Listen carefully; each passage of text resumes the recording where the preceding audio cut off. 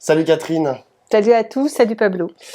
petit débrief hebdomadaire de la semaine politique. Alors on va vous parler de deux sujets.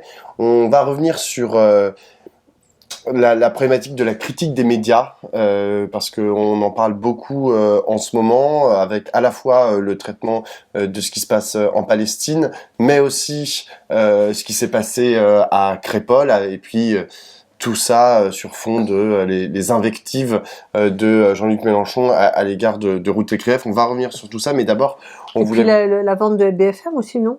La vente de BFM, oui, mais alors pour l'instant, c'est pas Bon, encore enfin, bon, on très verra sûr, si c'est mais confirmé, mais enfin bon, exactement. enfin, ça continue quoi. Exactement. Avant, on voulait vous parler du rapport PISA qui est sorti cette semaine. C'est un rapport qui évalue les enfants âgés de 15 ans dans les pays de l'OCDE. Notamment dans leur langue maternelle et en mathématiques. Et il s'avère que les résultats de la France sont très mauvais. Alors c'est très mauvais pour tout le monde, c'est-à-dire que tout le monde, en gros, il y a une chute du niveau pour tous les pays, mais la chute de... Je fais comme ça, mais... Bon, ouais, parce qu'il y en a qui chutent pas quand Il y même. en a qui chutent moins, mais Ah bon? globalement tout le monde chute. Ah bon, d'accord. Ouais. Et après tu as la France qui chute plus que la moyenne des autres pays. Donc c'est assez inquiétant. Alors la chute générale, elle est en partie imputée aux 2 ans, enfin à l'année de Covid qui a été très perturbée, et les enfants de 15 ans bien sûr l'ont pris de plein fouet, parce que c'est des enfants qui donc pendant le Covid étaient en 6e ou en 5e, donc c'est des années très importantes pendant lesquelles ils n'ont pas ou peu eu cours, mais elle n'est pas imputée qu'à ça. C'est la première fois en fait que le rapport PISA se penche sur les politiques éducatives, et notamment très comment on dit piquant vis-à-vis des politiques publiques mises en place par Emmanuel Macron, et qui parle notamment, qui met notamment en relation la chute du niveau des élèves français avec le manque de professeurs. C'est-à-dire qu'il y a un chiffre qui est quand même assez éloquent, c'est que 67% des élèves français appartiennent à des établissements dans lesquels le principal ou le proviseur dit qu'il manque au moins un prof pour une matière. Donc c'est quand même assez alarmant comme chiffre, et donc le rapport PISA met une corrélation entre la chute du niveau des élèves d'un côté et ces problématiques, notamment d'absence chronique de professeurs dans les établissements.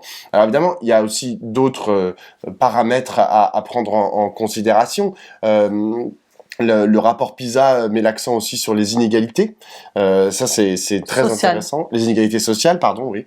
Elle corrèle les inégalités sociales avec les inégalités de niveau ensuite, et elle montre en fait que l'école n'est pas un espace d'émancipation sociale. C'est-à-dire que l'école n'est pas capable en fait de régler enfin d'égaliser, on va dire, le niveau des élèves, nonobstant la catégorie sociale dont ils viennent.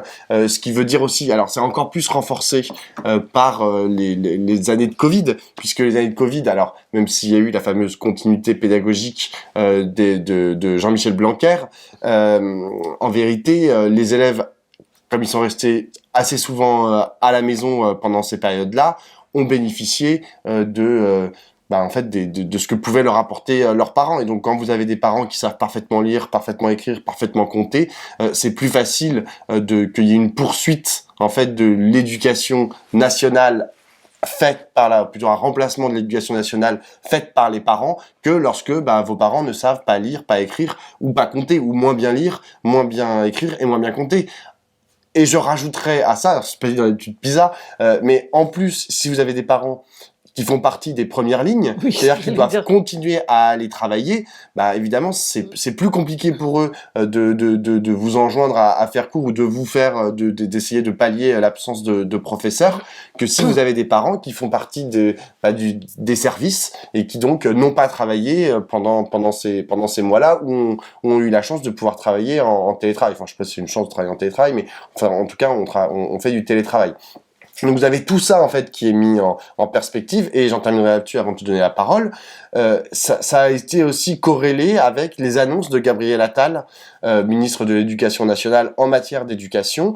Il a appelé ça le choc des savoirs. Il y a une mission, d'ailleurs que j'ai interviewé la porte-parole de la SNU, de SNU IPP FSU hier, qui m'a dit donc il y a une mission qui a été demandée par Gabriel Attal, et qui s'est réunie la mission a duré 2 mois. Ils ont auditionné genre quelques personnes, dont ce syndicat, mais elle dit tout a été fait à une vitesse absolument incroyable. Et derrière, ils ont produit un rapport qu'elle jugeait pas très bon, et c'est sur cette base que Gabriel Attal a fait des propositions. Alors les propositions sont de divers types. Il appelait ça le choc des savoirs, parce qu'ils aiment bien, comme ils veulent faire la révolution, Macron veut faire la révolution, du coup ils font des chocs des savoirs.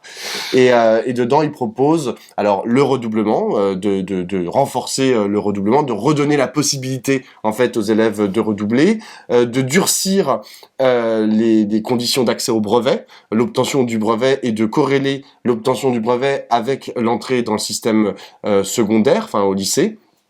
De aussi durcir le baccalauréat, parce qu'il y aura plus d'harmonisation des notes, c'est-à-dire que les notes données par les professeurs quand ils feront leurs évaluations des copies, ça sera ta note à la fin. Il y aura pas ils relèveront pas les moyennes. Donc en gros, globalement, tu auras moins de gens, moins d'enfants qui auront le brevet et le bac, et il a l'air de trouver ça trop cool. Bref, en fait, ah oui, donc ça c'est retour, comme disait la porte-parole du SNU IPP FSU, c'est retour vers le futur, quoi. C'est-à-dire que c'est vraiment retour à l'école des années 50, le redoublement, un brevet et un bac difficile. Mais il propose un truc, bon, elle avait pas compris, la porte-parole, elle m'a dit, j'ai pas très bien compris ce que ça voulait dire, une interface d'intelligence artificielle pour tous les élèves de première. Alors là, elle dit, alors là, je ne vois pas ce que ça veut dire. Enfin, donc il y a une phrase comme ça. Enfin, donc, alors, d'une part, elle voit pas ce que ça veut dire, et d'autre part, elle a aussi mis l'accent sur le fait que, en vérité, ça va encore faire des inégalités sociales, parce qu'évidemment, ceux qui pourront avoir à la maison déjà une bonne compréhension de ce que sont que ces outils, et d'autre part, peut-être des outils complémentaires, parce qu'évidemment, si tu as une interface d'intelligence artificielle que tu peux mettre sur ton téléphone, si tu as un téléphone pourri, ça marchera moins bien que si tu as le dernier iPhone. Donc voilà, tout ça mis en perspective, à mon avis, n'augure rien de très bon pour l'éducation nationale. Et bien sûr, toujours pas un mot sur cette promesse qu'il avait pourtant faite, Gabriel Attal, lors de sa prise de fonction, de mettre un professeur devant tous les élèves à tous les moments. C'est-à-dire que aujourd'hui, on estime à plus de 3000 le nombre de professeurs qui manquent dans l'éducation nationale. Alors là, évidemment, pas un mot, ça, on a l'impression que ça n'intéresse pas, alors que je pense que c'est ça le nerf de la guerre. Bon, je pense que c'est quand même, ce rapport a été un peu un choc pour tout le monde, et à mon avis une très mauvaise nouvelle pour le gouvernement.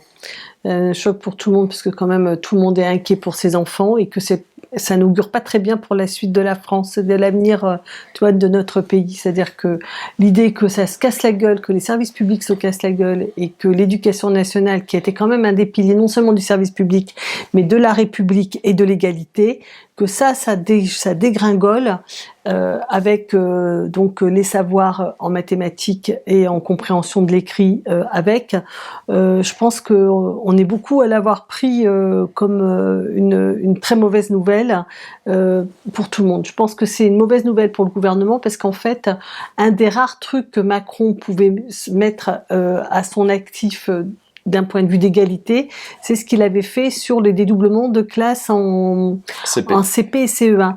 Or là, on voit que en fait, cet effet-là, il tend en fait à s'effacer avec le temps et à être gommé, parce qu'en fait ceux qui sont arrivés en CP-CE1 quand il y a eu les premiers dédoublements sont ceux qui ont été testés dans cette vague PISA, et donc sur le plan de la réussite de la formule, c'est pas que ce soit pas une bonne idée de faire moins d'élèves en CP et CE1, mais peut-être que c'était pas seulement un one shot CP-CE1, en tout cas on voit que ça ne suffit pas.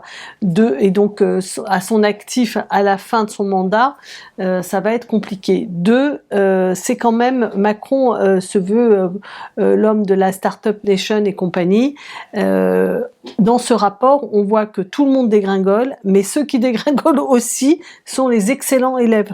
C'est-à-dire la part des enfants qui sont dans le 1 ou 2%, les plus élevés, les taux de réussite exceptionnels, par exemple, dans les tests en mathématiques, est très très bas.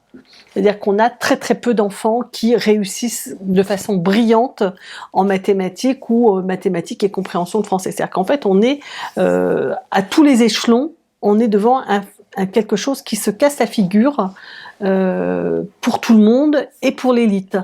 Donc ça fait un peu beaucoup.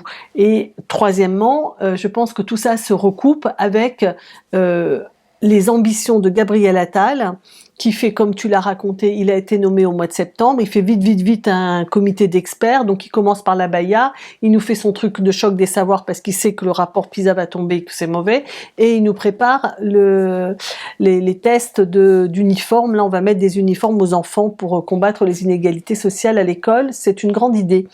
Donc, je pense que politiquement, c'est très lourd comme affaire, et que, alors pour l'instant, superficiellement, ça profite à Gabriel Attal, qui fait une percée fulgurante dans les sondages, puisque il est maintenant dans les 3 premiers avec Édouard Philippe et Marine Le Pen dans les personnalités les plus appréciées. Pour un jeune ministre, c'est tout à fait, enfin moi j'en sais rien, mais ce que racontent les sondeurs, les politologues, etc., c'est tout à fait exceptionnel comme percée. Et il le fait, je dirais, sur une base soit très légère sur le plan scientifique, ce que tu viens de dire à propos de ce comité d'experts, soit sur une base très à droite. C'est-à-dire que entre la Baïa, le redoublement, dont on sait que ça ne sert à rien, et l'uniforme, si tu veux là, ça commence à faire un peu beaucoup quoi. Dans cette voilà. Et je dirais dernière chose, c'est que de la même manière, Macron a installé un comité pour faire une révolution dans la recherche scientifique dans 18 mois, et Attal prétend avoir des résultats rapides. C'est faux. C'est-à-dire que ces choses-là ne se règlent pas en 2 coups de cuillère à peau. C'est au contraire des politiques qui s'installent sur le long terme, et en particulier, c'est ça sur ce point-là que je voudrais terminer, notamment sur la question des enseignants. C'est-à-dire que ce qui est pointé dans le rapport PISA, et ce que l'on sait, c'est que les enseignants français sont particulièrement mal payés, donc on a particulièrement du mal à les recruter, qu'ils ont peu de formation initiale et peu de formation en continu. Et Attal veut encore plus rendre compliqué la formation en continu, puisqu'il veut que la formation en continu ne puisse se faire que pendant les vacances scolaires, ce qui fait que le temps de formation continue va devenir très petit, et donc les formateurs pour les enseignants vont avoir beaucoup moins de temps pour former les enseignants. Donc en fait, c'est très profondément idéologique. Moi, ça c'est ce que je crois, c'est qu'ils sont devant quelque chose qui va peser, c'est-à-dire que ça dans la balance, si tu veux, tu as le taux de chômage, le pouvoir d'achat et l'avenir des mômes. Ça fait quand même partie des choses qui sont le socle du socle. Et là, tous les parents sont bien inquiets, et même un peu plus que les parents, les économistes, j'entendais un économiste qui disait qu'on évaluait à 140 milliards le coût de cette dégringolade sur 5 ans pour l'économie française. Donc le fait de ne pas trouver de gens qualifiés pour faire le boulot et pour faire avancer et faire tourner, c'est pas la peine de nous raconter qu'on va faire la Startup Nation et la révolution scientifique si t'as pas les gens qui sont formés à côté. Bref, je pense que c'est une grosse affaire politique. Et par ailleurs, je pense que c'est une grosse affaire tout court, quoi. J'aimerais rajouter 2 petites choses. Tu l'as un peu dit sur la question du redoublement, parce que c'est vrai que j'ai vu quelques personnalités de gauche dire le redoublement c'est pas mal, parce que c'est vrai que si on n'a pas trop réfléchi à la question, comme on a tous été élèves, ou qu'on est tous parents d'élèves, voilà, et qu'on peut avoir redoublé plusieurs fois, comme c'est le cas de Catherine, on se dit le redoublement c'est peut-être pas si mal, pourquoi est-ce qu'on l'a supprimé lorsqu'on n'est pas au niveau. Or là, pour le coup, il y a des études scientifiques, et tu l'as rappelé tout à l'heure, les études scientifiques sont pour le coup unanimes sur le sujet. Le redoublement, c'est même pas ne sert à rien, c'est est très souvent problématique en fait pour l'élève parce que ça crée, ça a pour conséquence une perte d'estime de soi de la part de l'élève et puis bon, même si ça n'a pas été non mais moi j'avais autre chose à faire de ma vie. Voilà. Je m'occupais de faire la révolution. Mais très souvent c'est accompagné d'une perte d'estime de soi et surtout en fait si t'as raté ta troisième ou t'as raté ta quatrième, bah c'est parce que tu l'as fait une deuxième fois en fait que tu vas mieux la réussir. Et ça pour le coup les études sont unanimes. Et il y a une deuxième chose dont on n'a pas parlé pourtant qui est très importante dans ces propositions de choc des savoirs, c'est la proposition de groupe de niveau. Oh. Et on a oublié cette histoire. Au secours, ah ouais. Donc en gros en français et en mathématiques voilà, en français et en mathématiques, Gabriel Attal propose qu'il y ait des groupes de niveau, en gros, les pas bons, les moyens, et puis les très bons, et puis ils seront, comme soi-disant ils avancent pas au même rythme, les très bons auront des cours pour les très bons, ils iront beaucoup plus vite, et les moins bons, ils auront des cours de soutien, en gros, pas plus d'heures de cours, mais genre ils auront des cours spécifiques pour leur niveau. En plus petits groupes. Alors ça, pour le coup, et c'est ça qui est très dommage, c'est que il y a plein de gens en fait qui travaillent sur les sciences de l'éducation et sur quoi faire. Il y a plein d'experts en fait qui se penchent sur ce sujet. Personne ne dit qu'il faut faire des groupes de niveau. Ils sont plutôt unanimes pour le coup à dire, en fait c'est nul parce que justement la mixité au sein des classes en termes de niveau scolaire est un plus pour les élèves et bénéficie à tous les élèves. Faire être en gros de la 6e à la terminale et n'être que dans une classe où il y a des très bons éléments ou être que dans une classe où il y a des très mauvais éléments, dans les deux cas ça vous ferme et ça ne vous permet pas en gros de vous émanciper et de devenir en gros un homme ou une femme ensuite qui est capable d'affronter le monde. Les groupes de niveau comme les classes, comme ce dont parlent les parents des territoires qui sont ségrégés, les écoles ségrégées, ce n'est pas bien. Voilà. Donc cette nécessaire confrontation à la différence de l'autre, c'est ça qui fait que tu sors de toi et que tu progresses et que tu t'épanouis. Donc bon, non mais il est complètement, enfin c'est épouvantable. Hein. Ouais, c'est lamentable, mais sauf que ça dit bien aussi, Gabriel Attal est en train d'essayer de rattraper le camarade Édouard Philippe, là, qui veut mettre la retraite à 67 ans et qui, je sais plus quelles étaient les autres horreurs qu'il a racontées, mais quand on lui fera son l'immigration zéro. Oui, c'est ça, on lui fera son sort en temps voulu, mais je veux dire, voilà, c'est que la chasse à la succession d'Emmanuel Macron, elle se joue entre Attal, Philippe et Darmanin. C'est-à-dire à droite toute, avec la droite qui part de plus en plus à l'extrême droite, comme on l'a vu avec la loi immigration. Il est temps que la gauche nous fasse une petite proposition politique. Dernière chose, parce que moi, il a aussi parlé de remettre l'autorité dans les classes. Il y a ça aussi dans son choc des savoirs. Moi, ça me fait toujours flipper. Alors là, il y a pas grand-chose là-dessus, mais je me dis putain, un jour ils vont nous remettre le piquet, aller au coin et voir les profs ont le droit de foutre des torgnoles ou des coups de règle sur les doigts. Non mais je te jure, enfin je veux dire, on est parti. Il y a un tel délire là sur tous les sujets que je ne vois pas pourquoi à un moment ça n'arriverait pas en fait dans le débat. Tiens. Tout ça est totalement absurde. Ça n'a pas de sens et c'est juste de l'idéologie pur sucre qui nous plombe bien et qui et ce que je trouve, c'est que là, on aurait besoin d'avoir des personnes qui parlent un peu plus fort sur l'école pour porter une alternative un peu, alors, un peu ils sont solide. là, Quoi. Ils existent. Enfin, je veux dire, SNUPI, FSU, SNUIPP, j'ai toujours du mal à dire ça. Ouais, c'est le syndicat. Le syndicat, enfin, je veux dire, t'as Sud Éducation, t'as énormément d'experts, enfin, je veux dire, ils sont là, ils prennent la parole. Et je vous conseille d'ailleurs, en passant, si ces questions vous intéressent, d'aller sur le site de cafépédagogique.fr, café-pédagogique.fr, qui est un site qui parle d'éducation. C'est hyper intéressant, c'est hyper bien fait. Ça parle de l'actualité aussi de tous ces trucs qui arrivent, du rapport, là, par exemple, il y a des articles très fournis sur le rapport PISA et sur les propositions de Gabriel Attal. Donc vraiment, si ça vous intéresse, je vous recommande ce site internet. Dernier sujet. Mais on nous entend pas quand même. Ceci étant, je maintiens ce que je dis, c'est que on n'arrive pas à se faire entendre. Peut-être ça a à voir avec le deuxième sujet, mais néanmoins la proposition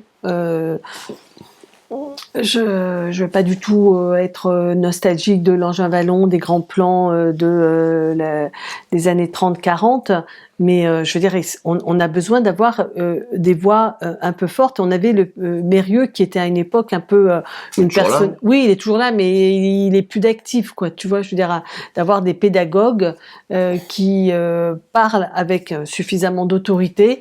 Oui, mais ça, et comme ça fait, t'as raison, ça fait exactement le trait d'union avec le second sujet. C'est que qui sont aujourd'hui, à qui on donne la parole sur ces questions, à des idéologues, par exemple, dans les médias. Dans les médias, pardon. Marion Maréchal, Éric Zemmour, alors eux, ils viennent donner leur avis, tu vois, sur comment faut éduquer les enfants, alors que bah Marion, elle a 2 filles.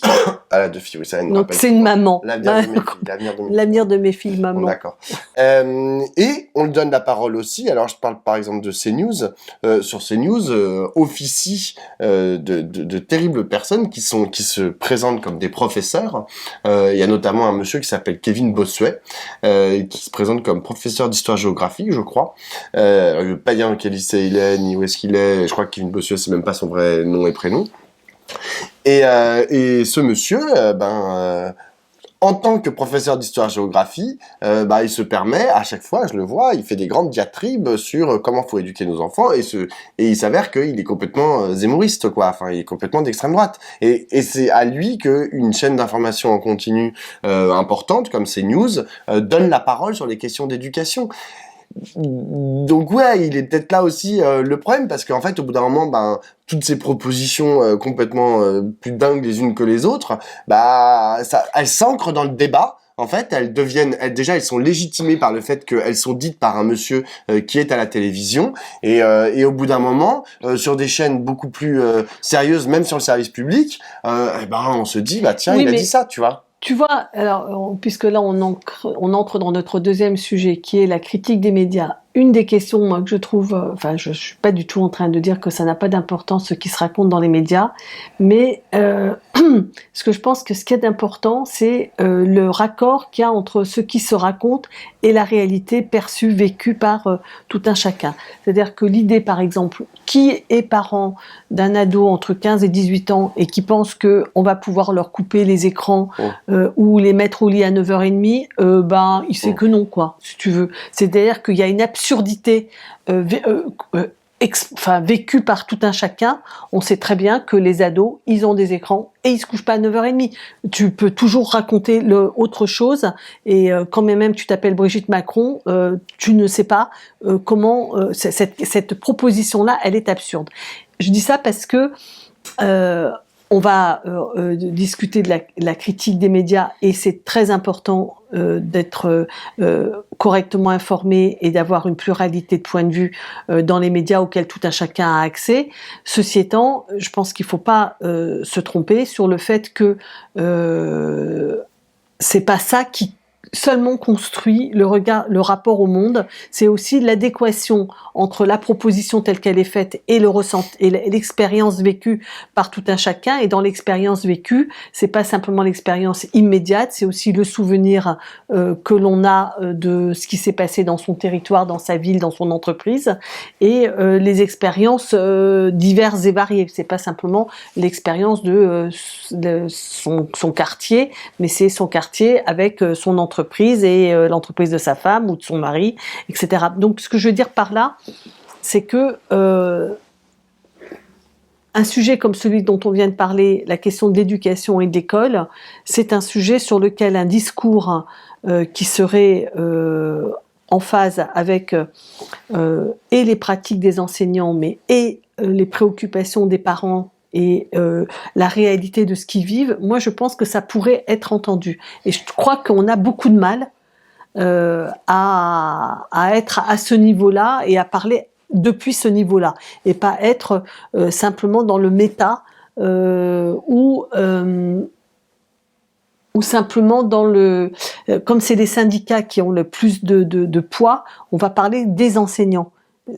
Tu vois, je pense à l'histoire de l'intelligence artificielle. Mon gamin est en première.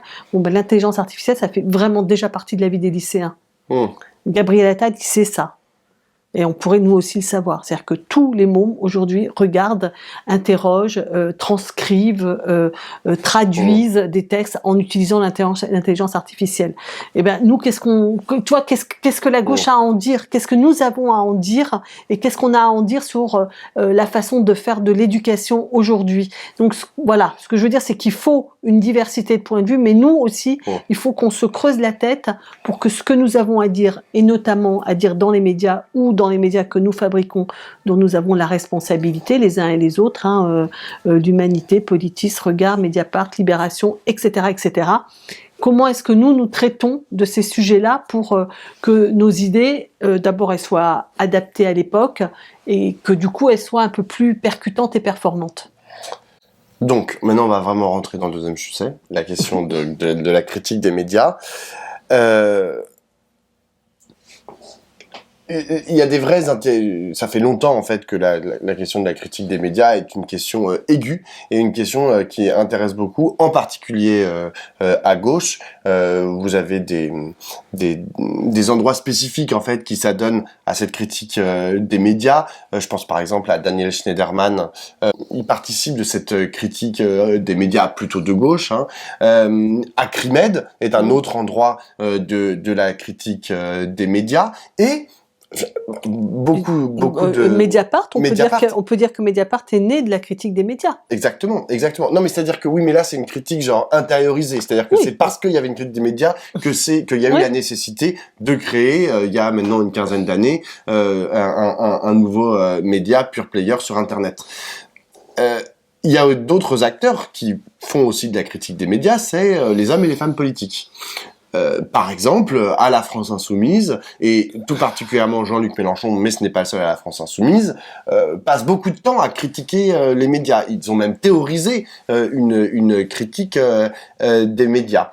Alors, ils le font pas tous exactement de la même façon, et pas tous avec la même agressivité. Et je sais pas si c'est bien de commencer par là, mais c'est vrai que quand on lit Jean-Luc Mélenchon, alors moi je lis très souvent, et d'ailleurs toi aussi, son blog, dans lequel, on va dire depuis 2017, il passe quand même beaucoup de temps à vilipender les journalistes. C'est d'ailleurs comme ça qu'il les appelle, c'est les journalistes, ils ont dit ça, blablabla, blablabla, et il les met tous dans le même sac, et il a l'impression que tous les journalistes sont contre lui, et du coup il fait de la presse un espèce de bloc monolithique qui voudrait sa fin, quoi. Les médiacrates. Et, les médiacrates, les éditocrates, etc., que tout le monde en voudrait à Jean-Luc Mélenchon et voudrait lui mettre des bâtons dans les roues.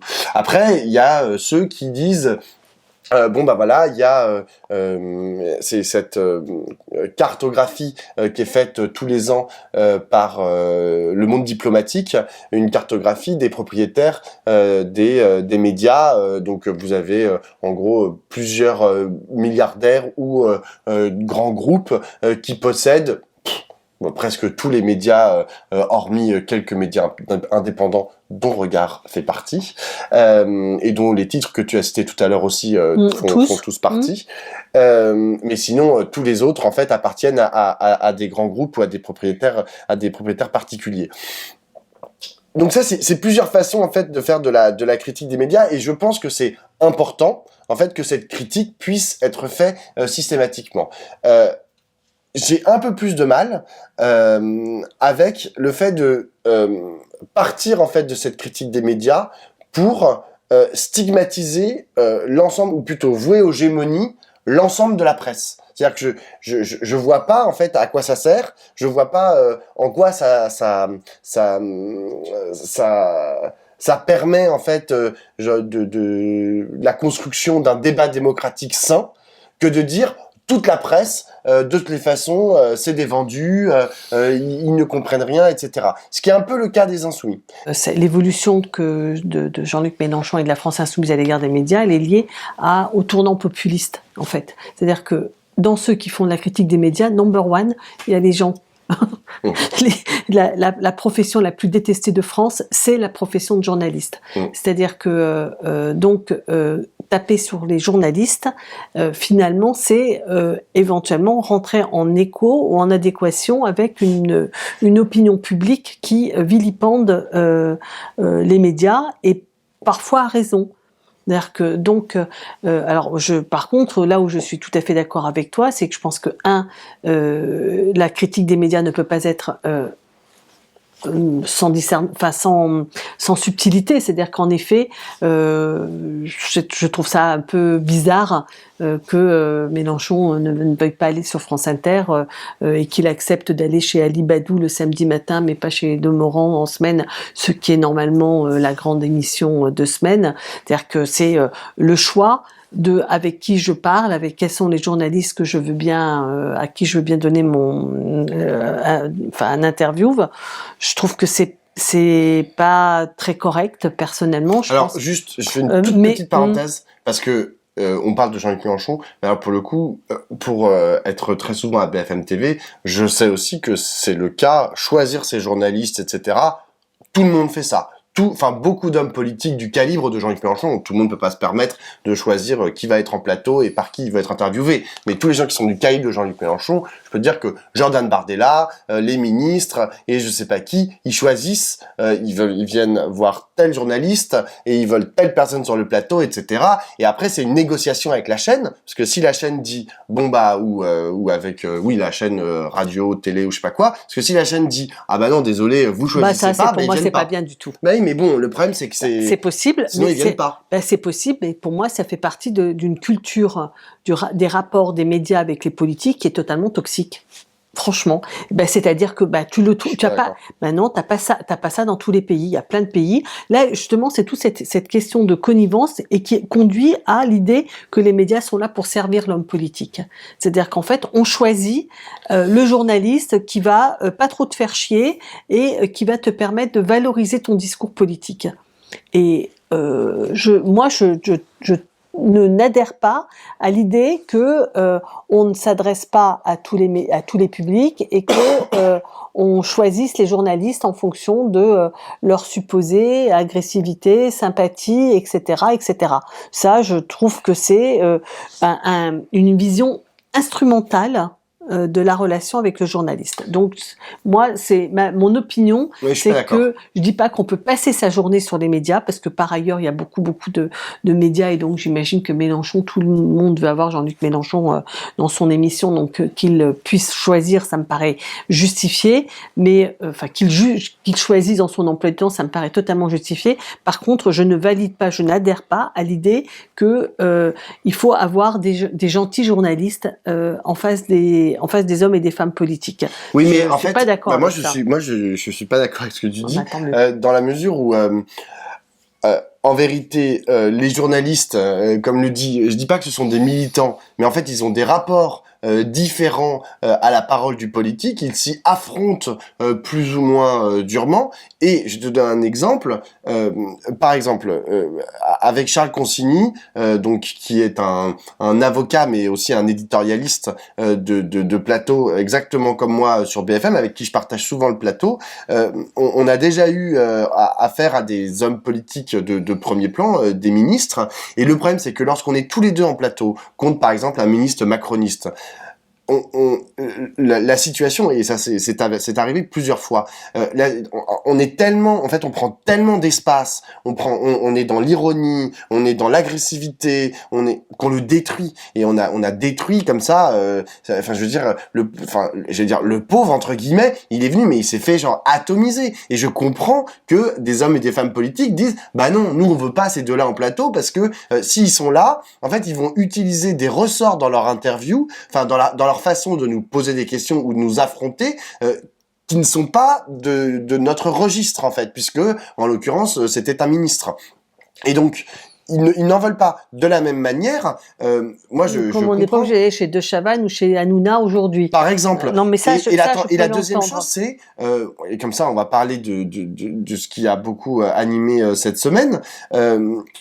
Ruth Elkrief, on connaît les griefs qu'elle a à l'égard de la France insoumise, hein, elle s'en cache pas, elle fait des éditoriaux dans l'émission de Pujadas sur LCI qui sont souvent très très agressif vis-à-vis de la France insoumise.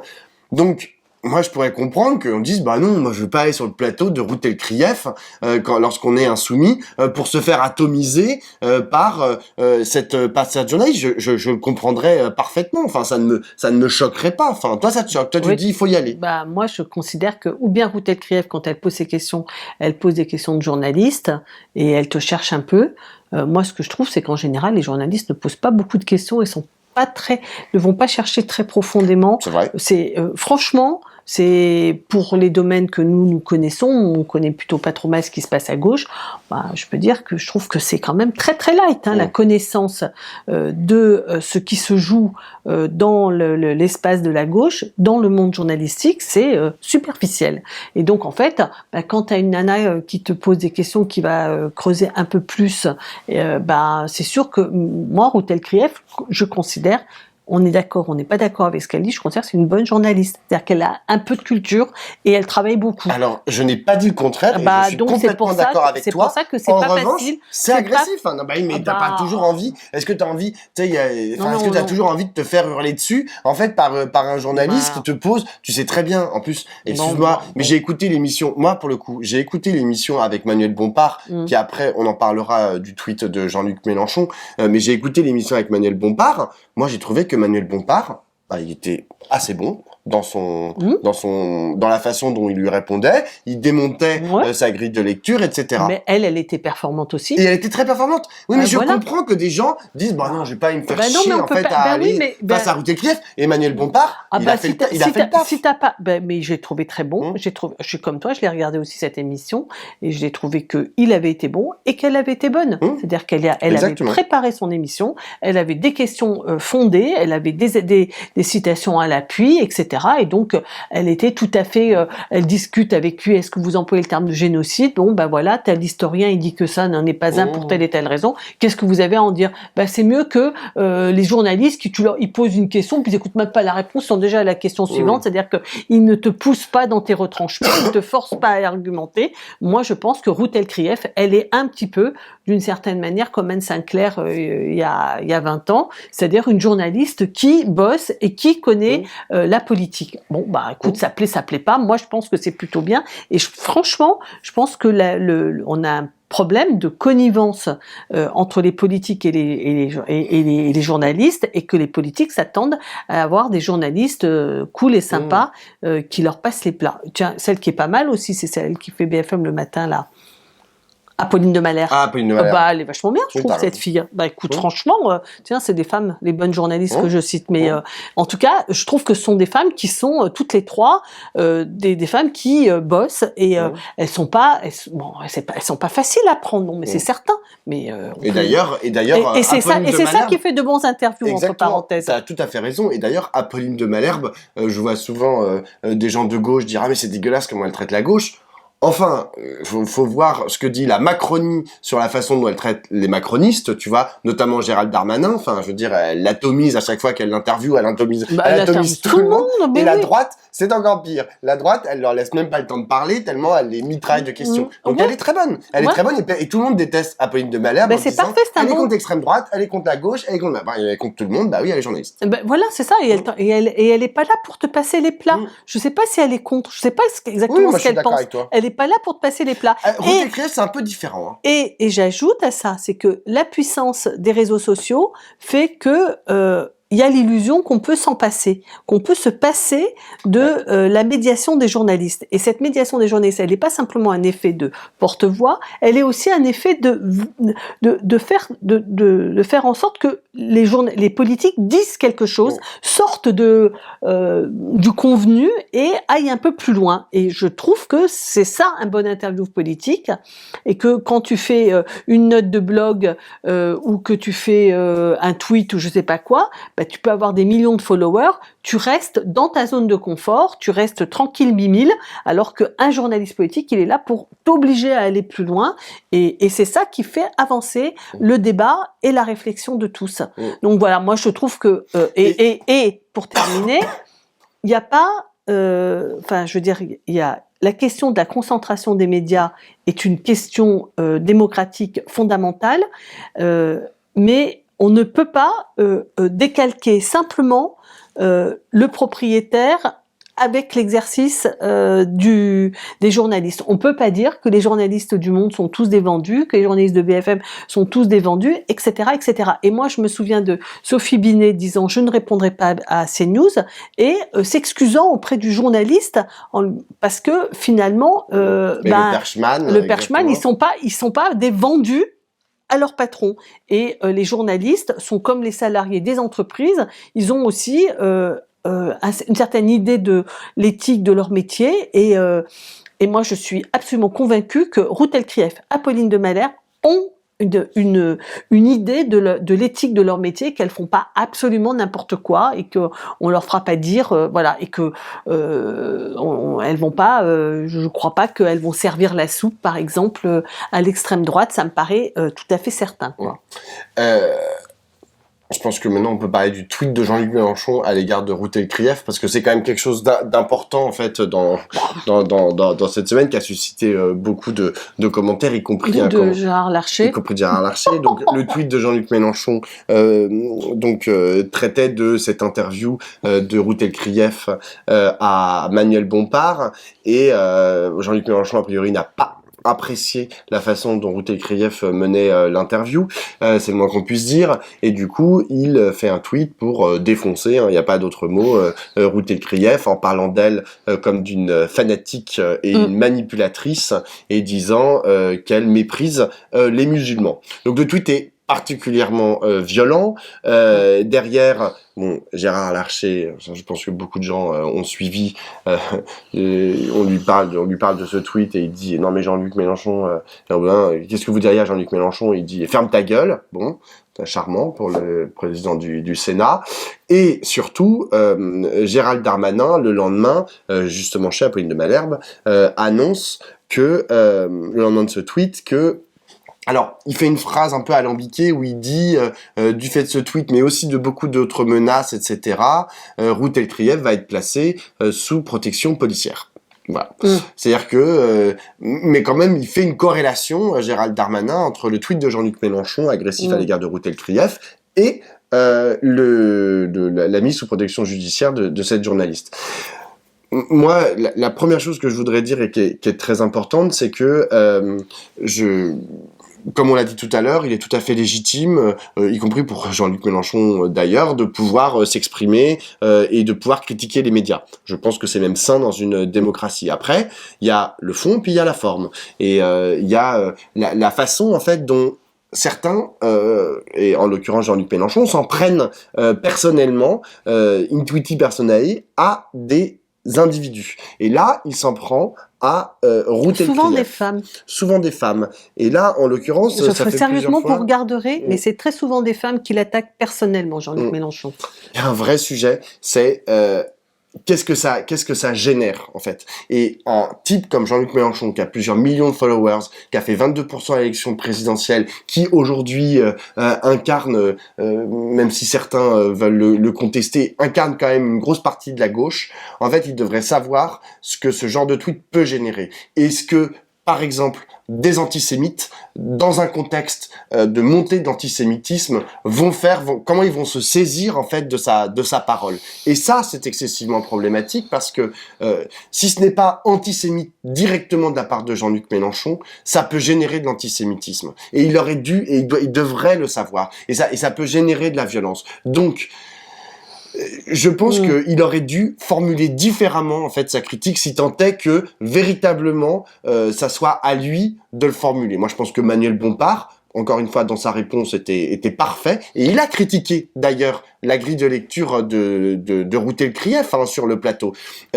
Et que ensuite c'était peut-être aussi à lui en fait d'en parler avec ses mots, etc. Et que les mots de Jean-Luc Mélenchon, honnêtement, c'est pas possible en fait d'être aussi agressif, d'être aussi vulgaire en fait dans son accusation, quoi. Je veux dire, en plus il dépasse largement le strict contexte, il dépasse largement ce qui a été dit dans l'interview en disant qu'elle méprise les musulmans. Oui, que c'est une fanatique. médiatique. Enfin. Ouais, non, c'est non. Mais et en plus, c'est lapidaire, c'est-à-dire que c'est même pas expliqué, parce qu'il pourrait l'expliquer. Il pourrait dire bon bah voilà, ça fait genre X années et voici tout ce qu'elle a fait, etc. Et c'est vrai qu'il y a un problème de pattern. Peut-être que Ruth Ekrief devrait faire attention à la façon dont. Mais non, c'est lapidaire et c'est 3 mots. Enfin, c'est j'ai pas 240 caractères.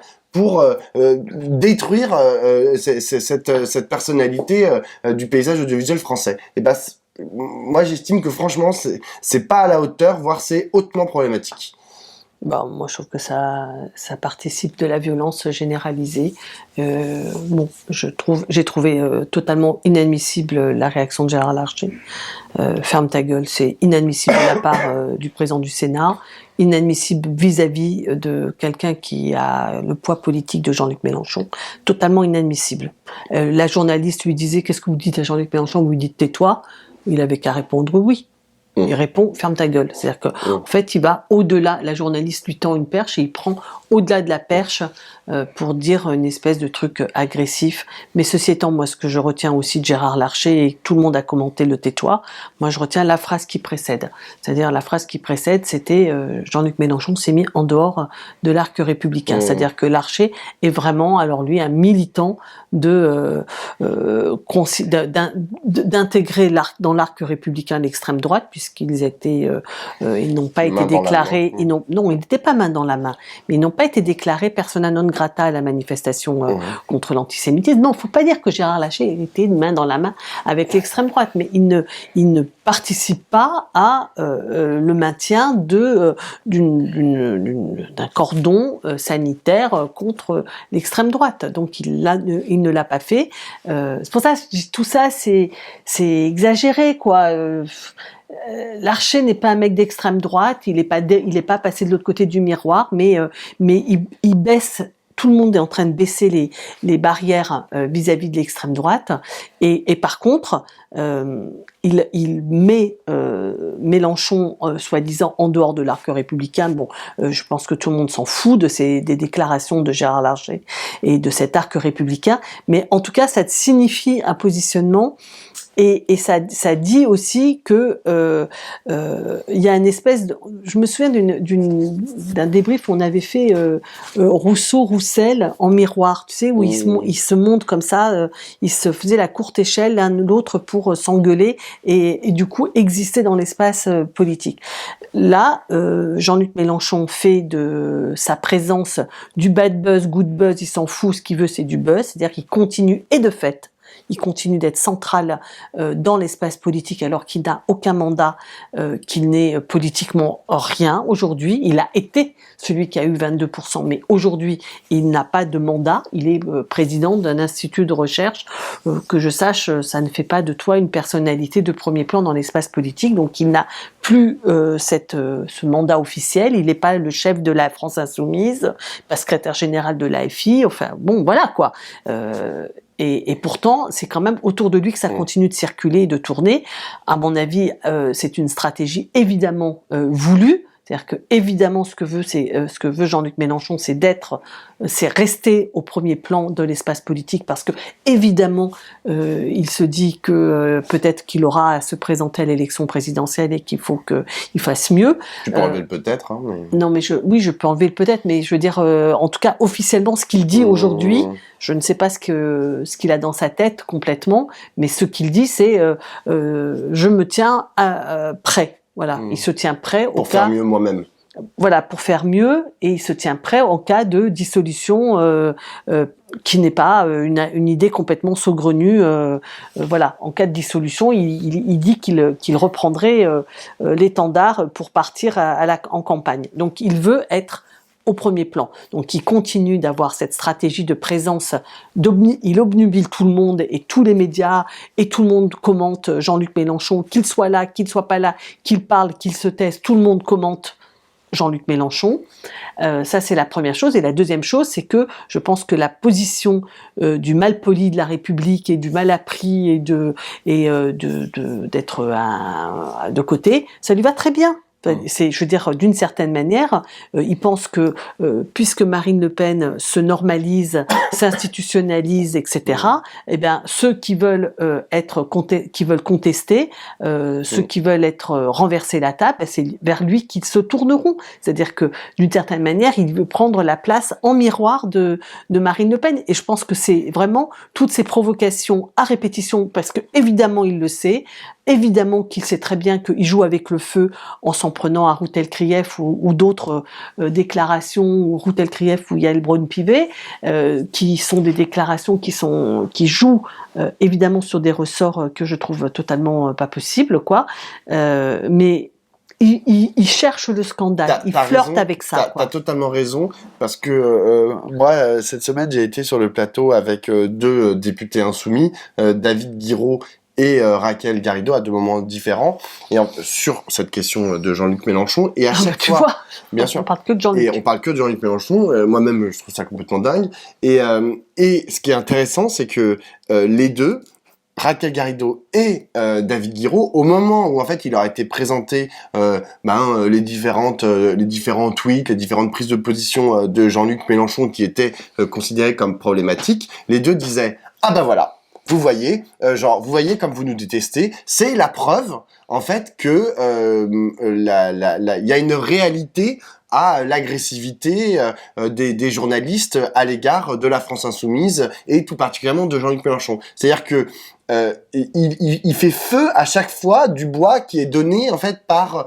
le système, par le système genre capitalisto médiatique, tu vois. Enfin, et à chaque fois qu'il y a quelque chose qui est dit contre lui, il dit vous voyez. Le système veut pas de moi. Vous voyez, genre les capitalistes veulent pas de moi, tu vois. Et genre, mais il veut être le banni. Il veut être le banni, exactement. Enfin, mais c'est clair. Dans une pourquoi, et ça tu l'as très bien dit tout à l'heure, et je pense qu'on pourra terminer là-dessus, tu vois, c'est sa stratégie populiste, c'est-à-dire que genre, on déteste les journalistes, ils considèrent que nous sommes dans une situation pré-révolutionnaire, et donc ces deux... De bascule, en fait, ils pensent qu'on est dans la bascule. Exactement. C'est-à-dire que ça ira du bon ou du mauvais côté. C'est-à-dire que ça peut tomber du côté de la révolution, en ce moment ça sent pas bon du tout, ils le disent assez volontiers, hein, les insoumis, qu'aujourd'hui il y a quand même une poussée d'extrême droite, mais que cette instabilité, il y a une chance que ça tombe du bon côté. Et ils pensent, moi je ne pense pas qu'ils aient raison, hein, mais je pense pas que c'est absurde, ils pensent que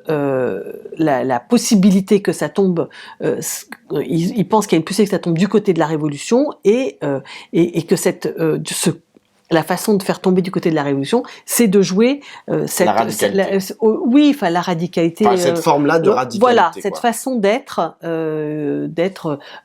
fort en gueule, je fous des coups de pied dans les portes voilà. Je suis irrespectable. Voilà, exactement. Et que c'est ça qui va faire c'est l'irrespectabilité qui va faire la bascule, tu vois. Ouais, je pense que c'est ça le fond de l'analyse, c'est ce moment d'incertitude et d'instabilité politique. Et que moi je ne partage pas cette analyse au sens où je pense qu'on est devant un moment d'instabilité politique, mais je ne crois pas possible aujourd'hui pour de très nombreuses raisons, mais la bascule du côté de la révolution progressiste, quoi. Ce que je pense, c'est qu'on peut réussir à oui, en fait, ce que je pense, c'est qu'on peut réussir à remettre du bien commun et une perspective plus progressiste et humaniste et de réinvention de notre façon de faire nation.